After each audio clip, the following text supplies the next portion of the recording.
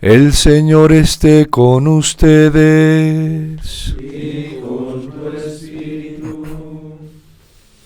Lectura del Santo Evangelio según San Mateo. Gloria a ti, Señor.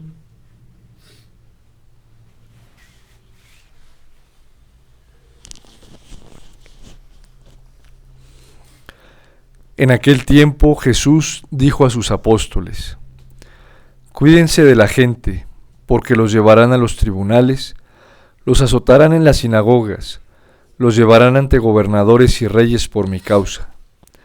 Así darán testimonio de mí ante ellos y ante los paganos.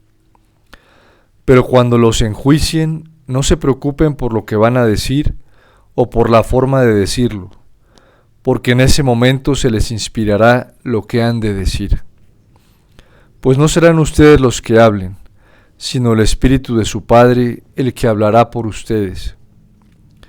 El hermano entregará a su hermano a la muerte, y el padre a su hijo.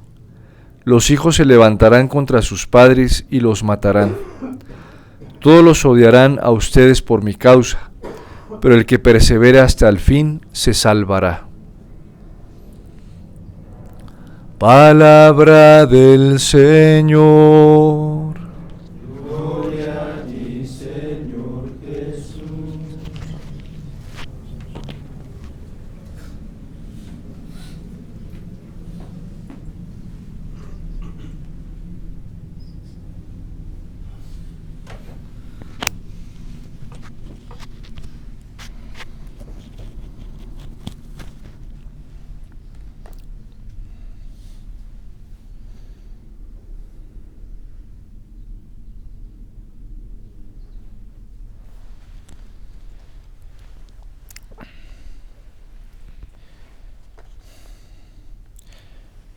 Esta quizás es una de las sentencias más duras y desconcertantes que trae el Evangelio para la lógica humana.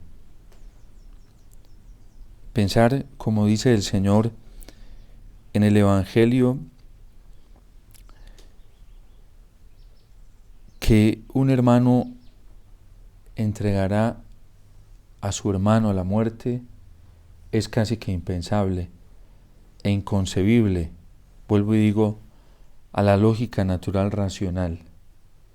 Es decir, pensar en la traición de quien está más cerca de uno y quien camina más cerca de uno es inconcebible.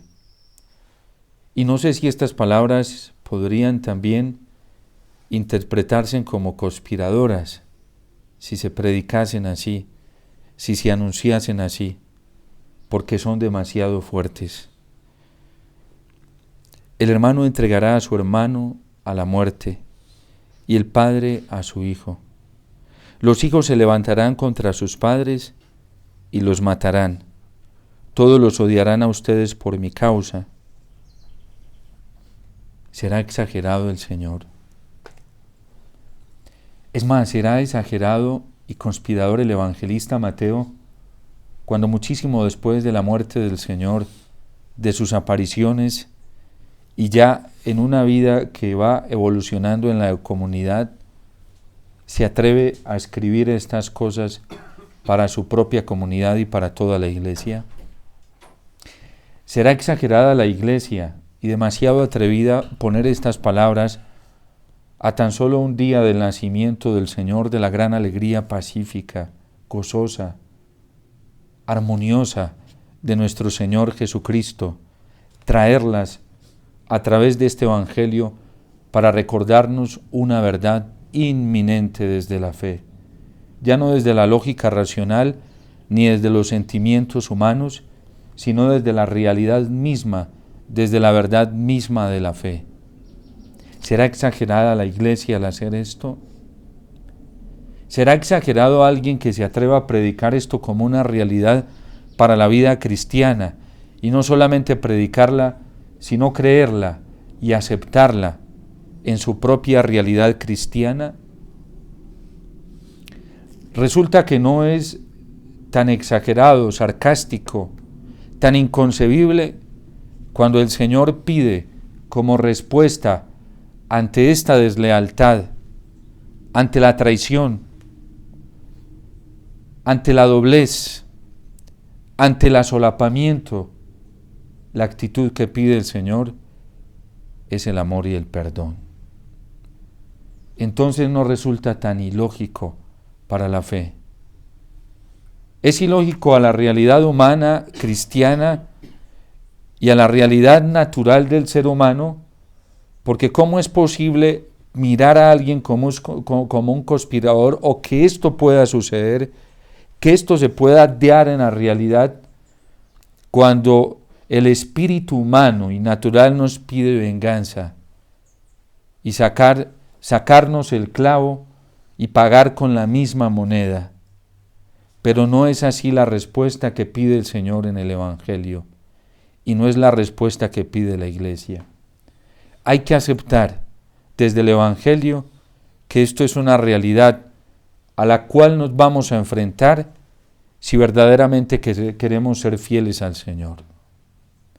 Si queremos caminar por los mismos senderos del Señor, si queremos caminar por las mismas vías de la verdad, esto hay que aceptarlo como una realidad en nuestra condición de cristianos. Pero lo que sí no podemos aceptar es la respuesta que pide el mundo frente a esto, y es el de la justicia humana que obra por venganza, que obra a partir de los celos, que deja alimentar las envidias y que deja alimentar toda esta clase de sentimientos que vienen del demonio, que lo único que buscan es engendrar la violencia, que lo único que buscan es engendrar la guerra. Es cierto que esto pasa. Es cierto que esto ha sucedido en la vida de los santos, y todos, si han sido verdaderamente santos, han vivido esta dimensión de la persecución, unos más y otros menos. Los más porque han tenido un corazón más generoso y han querido parecerse al Señor y han querido renunciar totalmente a sí mismos, a su propio egoísmo, a sus propias apetencias, a su propia búsqueda, y se han entregado más generosamente a la obra del Señor, y entre más generosos han sido, más parecidos han sido al Señor en esto. Pero es una realidad del Evangelio a la cual no debemos combatir. Ponerse a resistir esta realidad es fatal, porque es un peligro muy grande para nuestro destino eterno. Podemos poner en peligro nuestra salvación eterna. El que se busca a sí mismo, se pierde a sí mismo. El que entrega su vida, la encontrará. La sentencia del Señor es clara. El instinto de supervivencia en un momento como en el que estamos viviendo en toda la humanidad y aún dentro de la Iglesia, que se despierta ante el sentimiento del miedo que es natural que todos sintamos,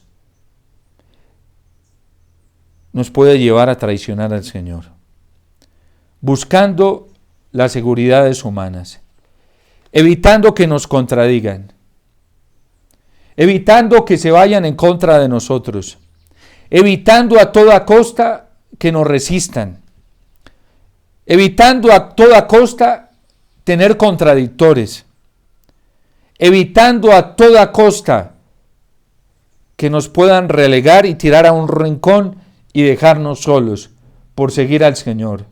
Y es un peligro para el destino de nuestra vida eterna. Que sintamos miedo, decía el Papa Benedicto XVI, ante esta fuerza operante del anticristo. Lo dijo en el 2018, en una sociedad que ya está estableciendo su propio credo, y quien no lo profese está condenado a la excomunión, está condenado a la exclusión, lo advirtió el Papa muy conscientemente en el 2018, y digo conscientemente porque en el 2005 ya había advertido que se estaba imponiendo una dictadura del relativismo y que quien no se ajustara a esta dictadura estaba condenado a la exclusión. Dice él, es apenas normal que sintamos miedo, y quien no lo siente es porque a lo mejor va por el camino que no es. A quien no se le suscita un cierto temor ante esta corriente tan terrible, ante esta dictadura, ante esta sociedad que ya está imponiendo su propio credo, y es el credo del anticristo. Y lo más terrible es que este credo se parece al de Cristo. Es más, en este credo va el nombre de Cristo. En este credo también va la profesión del Evangelio, pero a la manera del anticristo, no a la manera de Cristo. Es apenas normal, diría el Papa en el 2018, tan solo hace unos cuantos años, que se suscite miedo ante esto. Pero he ahí el problema, la actitud de unos y otros frente al miedo. A quien le da miedo la exclusión dentro de la iglesia y consiente el miedo, prefiere quedarse callado y no decir nada para evitarse problemas. A quien le puede el miedo dentro de la iglesia, prefiere externamente ajustarse a esta corriente, aunque internamente no la consienta, pero externamente la consiente. Y resulta que el acto moral en la iglesia, para que sea bueno, sobre todo en la moral católica, tiene que coincidir entre lo que se siente y lo que se hace. Por eso la iglesia en los actos morales es muy cautelosa de juzgar los actos a partir de una constitución de 3 elementos: el objeto, el fin y las circunstancias. Porque la iglesia no le gusta juzgar de oídas y de apariencias. Siguiendo el ejemplo del Señor y la advertencia del profeta Isaías, cuando hablando del Mesías prometido, dice que no juzgará por apariencias y no juzgará de oídas. Y se lo advierte el Señor a Samuel: es que yo no me fijo en las apariencias, yo miro el corazón. Siguiendo el ejemplo del Señor, que no se deja llevar de las apariencias, la iglesia es muy cautelosa en hacer un juicio sobre los actos morales y tienen que coincidir las 3 cosas buenas.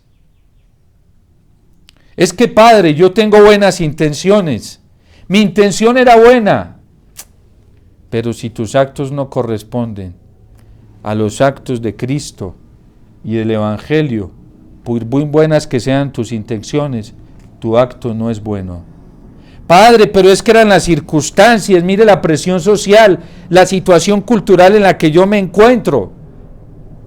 Padre, pero es que mire, es tan difícil a veces tomar decisiones cuando uno tiene tantas presiones externas. Pues Esteban se enfrentó a lo mismo y no traicionó al Señor, porque la presión era muy fuerte, incluso estaba en peligro su vida. No solo su fama, porque su fama ya la habían destruido a través de la calumnia, ni siquiera de la difamación, porque no estaban diciendo algo verdadero, estaban levantando una calumnia de algo que no era verdad. Y su fama ya estaba tirada por el piso, ya estaba destruida. Ahora era su vida. Padre, pero la prudencia. Esteban, sea prudente. El 5º mandamiento pide cuidar la vida, porque la vida no es tuya, Esteban. Te la dio Dios. Pues nos enseña el Papa San Juan Pablo II en A Veritatis Splendor, que el cristiano, por mantenerse en la verdad, tiene el privilegio, así la llama él, el privilegio y el honor de entregar su propia vida por la verdad, que es superior a él. Y así lo hizo Sócrates, que nunca se declaró como cristiano ni como creyente, porque la verdad era superior a su propia vida y por la verdad entregó su propia vida. El miedo, ese egoísmo con el que se alimenta el miedo, es tan terrible que nos lleva una y otra vez a traicionar al Señor y a traicionar a los hermanos. ¿Quién de nosotros muchas veces por miedo y cobardía no ha entregado a su hermano? ¿A quién de nosotros podría salir justificado hoy ante la pregunta que le hace el Señor a Caín? ¿Dónde está tu hermano? De una y otra forma, esta realidad ya se ha vivido. Y muchos le hemos tenido que pedir perdón al Señor, porque muchas veces, por miedo, por cobardía, por protegernos a nosotros mismos, por proteger nuestra fama, hemos entregado a ocultas y a escondidas a nuestro hermano. Esas son lecciones que nos sirven a nosotros para darnos cuenta de que el miedo sí es tremendo y que el instinto de supervivencia, cuando el ego está tan arraigado, es terrible y nos puede llevar a la traición. Y por eso las palabras de Jesús son reales y son verdaderas. Uno lo ve en la iglesia, nuestros círculos en la vida sacerdotal. Es fácil encontrarse uno quien le dé palmaditas y le diga que es un santo, pero es muy fácil darse cuenta que ese mismo que le dijo a uno que era un santo y que era un sabio, y que ese mismo que le dijo a uno que el testimonio de uno era admirable, darse cuenta uno por detrás cómo clava la puñalada cuando puede. Eso es real. Eso es real, totalmente real, porque nos falta franqueza, porque nos falta lealtad con la verdad. Hay gente que es franca, así se equivoque, pero es franca, y esa gente no es tan peligrosa, porque al menos son francos para decir las cosas. Pero hay otros que llevados por el diablo, arrastrados por el demonio, príncipe de la mentira y del engaño, de la cizaña, lo hacen a espaldas. Y saben trabajar muy bien con el espíritu de la adulación, y saben trabajar muy bien con el espíritu del demonio, de la traición. A eso se enfrentaron los cristianos. Pero ¿cuál es la respuesta que pide el Señor? La actitud del Señor frente a esto. No se preocupen. No se preocupen por defenderse de esto. No se preocupen que hay alguien superior que los defenderá. Será el Espíritu de mi Padre. No se preocupen cuando estén en las sinagogas y ante los tribunales. No se preocupen que el Espíritu Santo los defenderá. Y por eso es mejor, decía David, caer en manos de la justicia divina que en la justicia de los hombres. El miedo nos traiciona, porque para salir bien, a veces en las relaciones interpersonales, y que de pronto no se queden con una mala imagen nuestra, muchas veces nos vendemos fácilmente y no nos abandonamos al juicio de Dios, sino que terminamos en el fondo buscando el juicio de los hombres. Es tan fácil verlo hoy, es tan evidente ver cómo nos vendemos los unos y los otros y cómo nos sabemos acomodar de fácilmente, porque así funciona el instinto de supervivencia, al árbol que mejor sombra dé. Y cuando hay un árbol que tiene posición, que tiene notoriedad, y que así aparece, es muy fácil ir a colocarse bajo su sombra. Pero cuando ese árbol es cortado y se pone otro, o se corre o se pone otro árbol mejor al lado, digámoslo así, que da más sombra y es más notorio, es muy fácil dejar de cubrirse con esa sombra e ir a buscar la otra que es más notoria.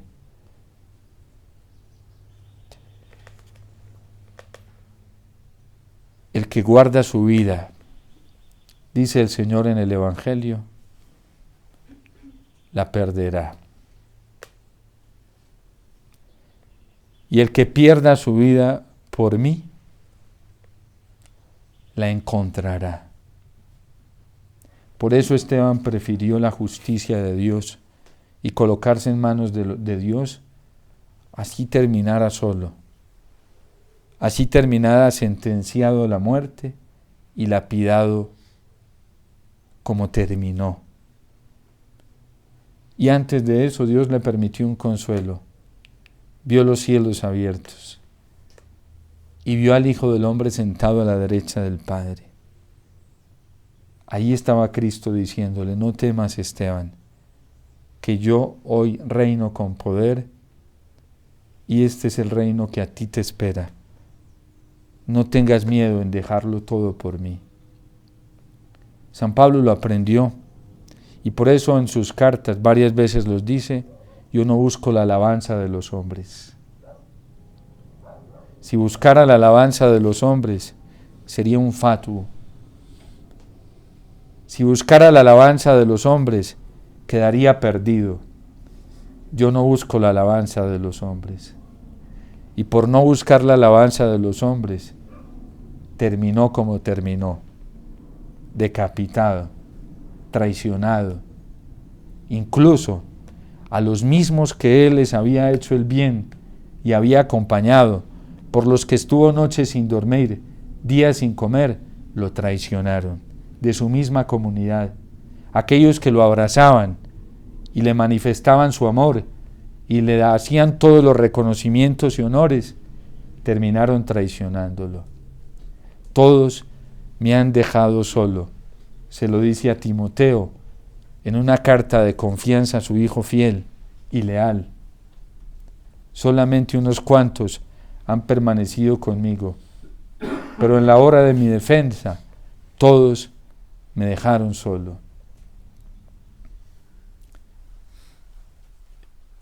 ¿Somos conscientes del llamado que Dios nos está haciendo? ¿O le vamos a brincar a estas palabras del Señor? ¿O vamos a hacer las pericias que saben hacer los espiritualistas hoy dentro de la iglesia? Esos falsos místicos, esos teólogos que saben tanto de palabra de Dios y de evangelio, que tienen la pericia, como decía San Francisco de Asís, de brincarle al evangelio y de decorarlo como a ellos les parece. ¿Vamos a hacer eso? ¿Nos vamos a brincar estas letras, esta página del evangelio? Porque no nos acomoda en un tiempo tan lindo, en una época tan hermosa como la que estamos viviendo. Si ayer teníamos al niño cargado en los brazos, felices con su ternura, y ahora llegan estas palabras de la misma procedencia que llegaron aquellas palabras a los pastores: os anuncio una gran alegría. Hoy os ha nacido en la ciudad de David el Cristo, el Mesías, el Señor y el Salvador, que será de gran alegría para todo el pueblo. Pues estas mismas palabras salen de la misma fuente. Y si no, leamos completo el relato del testimonio de Esteban, para que vean de qué está compuesto. Por eso, no podemos perder de vista al niño. Es este mismo niño. Este niño del pesebre, tierno, amoroso, este niño tan bello, es este niño que nos está presentando esta misma realidad. Y por eso hoy tenemos la oportunidad más grande de repensar nuestra vida cristiana desde Cristo, desde el pesebre, y no quitarle la mirada a Él, no quitar nuestro corazón de Él, no quitar nuestra atención de Él, porque hoy los hombres, en la iglesia, los hombres, esos que no son dirigidos por el Espíritu Santo, sino por el espíritu del anticristo, que ya se mueve fácilmente en algunos, enseñan otra cosa muy diferente a la verdad del Evangelio y a la verdad que la Iglesia hoy nos transmite, siendo fiel al Señor, siendo fiel al Evangelio, siendo fiel a su palabra. Por eso pidámosle al Señor que nos dé la gracia de abandonarnos en Él y de caminar solamente a su lado y de tenerlo como nuestro único providente, porque Él lo está diciendo acá. El Espíritu Santo les dará palabras, les dará sabiduría ante la que los hombres no podrán resistir. Y que se llenen de rabia los hombres, pues con Esteban lo hicieron. Es paradójico que la palabra de Dios pueda generar unos sentimientos en uno y otros en otro. Unos se sintieron heridos, lastimados, traspasados, ofendidos, y ese dolor terminó en rabia, en desprecio, en odio, y hasta les rechinaba los dientes. A otros les sirvió para suscitar la humildad, la sencillez de acercarse al Señor a pedirle perdón. Pues que el Señor nos dé la gracia de poner solamente nuestra mirada en Él y aceptarlo solamente a Él. Buscar la aceptación del cielo, buscar la aceptación de nuestro Padre que nos ama tanto, buscar la aceptación de Jesús que ha dado tanto por nosotros, buscar la aceptación del Espíritu Santo que quiere obrar en nuestra defensa como un verdadero abogado para que no estemos mendigando el cariño de los hombres, el amor de los hombres. Ese amor de Dios será suficiente para amar y perdonar a los hombres y para sentir una compasión verdadera por ellos, la compasión del mismo Dios que ama y que perdona a todos, incluso a los enemigos y a los propios perseguidores. Dios te salve María, llena eres de gracia, el Señor es contigo, bendita tú eres entre todas las mujeres, y bendito es el fruto de tu vientre Jesús. Santa María, Madre